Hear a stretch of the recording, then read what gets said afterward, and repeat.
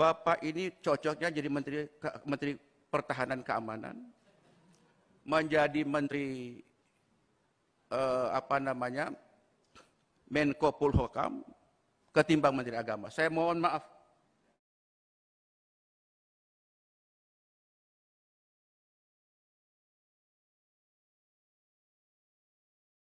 Pak Menteri Agama, mohon maaf, ini kedua kali saya bicara radikalisme.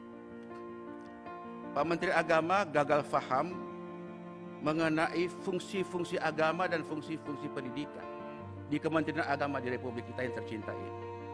Tanpa ingin mengecilkan Pak Menteri Agama, tidak sama sekali.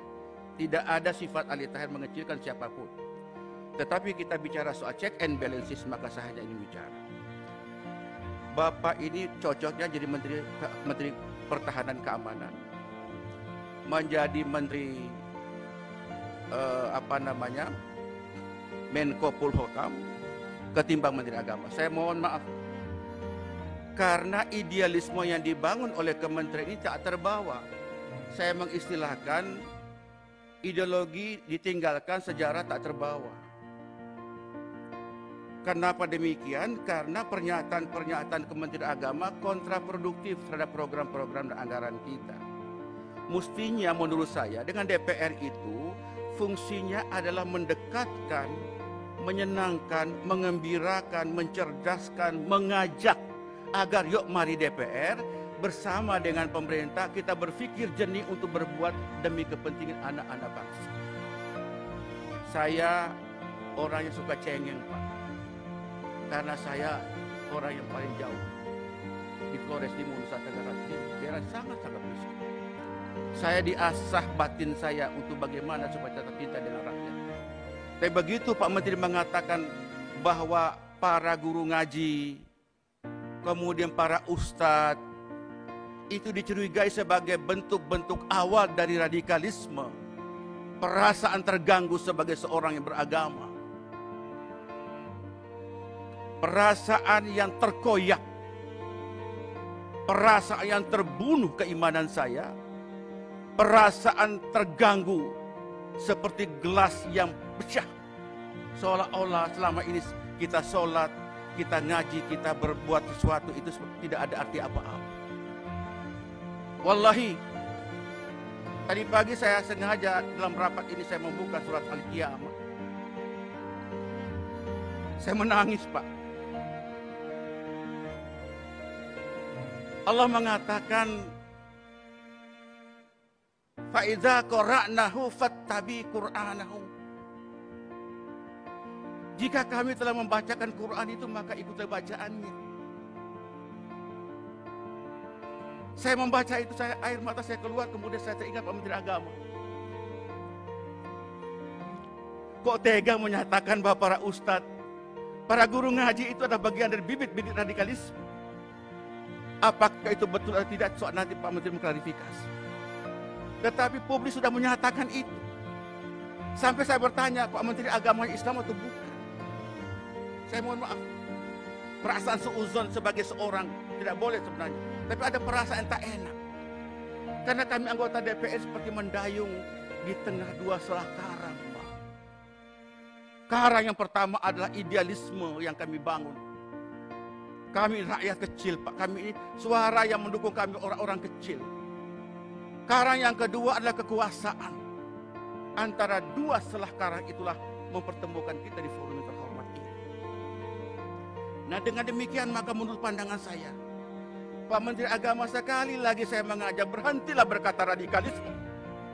Berhenti berkata radikalisme.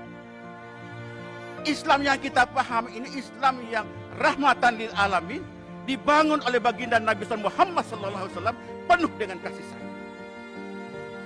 Penuh dengan kasih sayang. Tidak ada kebencian. Kalau Menteri Agama sudah memandang umatnya, memandang rakyat penuh dengan kebencian, berhenti dari Menteri Agama Republik Indonesia. Hari-hari kami, Pak, berhadapan dengan rakyat kecil. Saya hari ini dapat viral lagi Pak Ali Tahir, perjuangkan aspirasi kami. Saya bilang aspirasi itu bisa berjalan kalau imamnya tidak batal wudhu. Kalau imamnya sudah batal wudhu, makmum tidak boleh mengimami seorang yang sudah batal wudhu. Referensi-referensi radikalisme itu kan referensi orang luar terhadap umat Islam. Mau Islamofobia, menghardik umat Islam. Dan tolong lihat ini Islam dalam konteks global, bukan dalam konteks Indonesia semata. Nah oleh karena itu kami merasa sakit Pak, luar biasa. Saya baru habis takziah dengan Pak Khalif Fajar, almarhum Khalif, baru sampai. Banyak orang kerubuti saya. Kok bisa begitu Pak Menteri Agama? Saya bilang beliau orang baik Pak. Pak Menteri orang baik, cuma belum belajar Islam esoteris dan Islam eksoteris. Islam yang substantif dan Islam yang simbolik. Orang itu menjadi radikal itu kan posisi kedua setelah terjadi intoleransi.